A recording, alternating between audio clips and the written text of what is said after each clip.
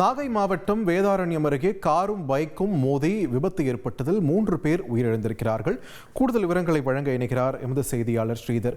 ஸ்ரீதர், இந்த விபத்து சம்பவத்தின் முழு பின்னணி என்ன, பதிவு பண்ணுங்க. நாகை மாவட்டம் வேதாரண்யம் மருதம்பட்டினத்தைச் சேர்ந்தவர் அருள் பிரகாசம். இவரும் இவரது மனைவி பெரியநாயகி, இவர்களது 7 வயது மகள் நிச்சயா ஆகியோருடன் இந்த நாகப்பட்டினத்திலிருந்து திருத்துறைப்பூண்டிக்கு இருசக்கர வாகனத்துல இவங்க போயிட்டு இருக்காங்க. இந்த வேதாரண்யம் நீர்மலை அருகே இந்த இருசக்கர வாகனம் சென்ற போது அந்த வழியே வந்த கார் மீது இருசக்கர வாகனம் எதிர்பாராத விதமாக திடீர்னு மோதியது. இந்த விபத்துல பாத்தீங்கன்னா இருசக்கர வாகனத்தில் சென்ற அந்த 3 பேரும் பலத்த காயமடைந்தனர். இதுல தாயும் மகளும் சம்பவ இடத்திலேயே பரிதாபமாக உயிரிழந்த நிலையில கணவரை மீட்டு அந்த வெளியே வந்தவர்கள் மீட்டு அருள் பிரகாச அந்த திருவாரூர் அரசு மருத்துவமனைக்கு ஆம்புலன்ஸ்ல கொண்டு போறாங்க. அந்த கொண்டு போற வழியிலேயே அவரும் உயிரிழந்துடுறாரு. இந்த காரும் இருசக்கர வாகனம் மோதி அதாவது